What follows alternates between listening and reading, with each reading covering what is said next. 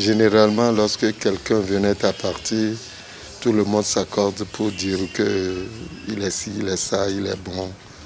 Mais, sans vous mentir, Célestin était le type d'homme qui était vraiment un exemple de doigté, un exemple de sincérité, un exemple du travail bien fait. Voyez-vous, ce que je garde de lui comme impression, c'est si vaste qu'en un tour de main, je ne saurais le dire. C'était l'homme de toutes les circonstances. Pour ainsi dire, c'était un garçon bien, droit, correct et l'incarnation même de l'amitié.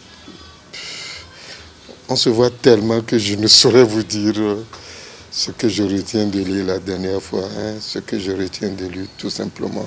Je revois ce garçon bon, ce garçon plein de promesses, qui pour moi m'a fait un faux bond, c'est tout. Je ne m'y attendais pas du tout. C'est comme si je rêvais, quoi. Mais vous savez, une personne à laquelle on est si attaché, lorsqu'on apprend son décès, la première des choses, c'est qu'on n'y croit pas. Je n'y ai pas cru.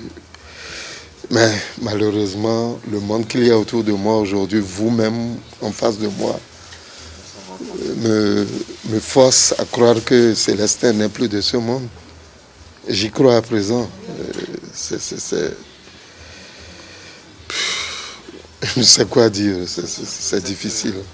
Aujourd'hui, la meilleure façon de lui témoigner notre amitié, notre fraternité, c'est d'être tout proche de son épouse, que je plains aujourd'hui, que je plains parce que je ne la trouve pas malheureuse du point de vue pécuniaire, mais je trouve que quelqu'un à qui on est si attaché, quand il tire sa référence, vous voyez le vide qu'il laisse.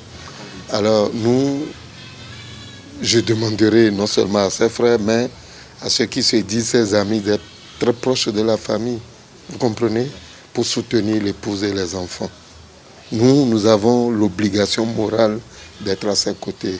Je veux dire l'épouse et les enfants à leur côté tous les jours.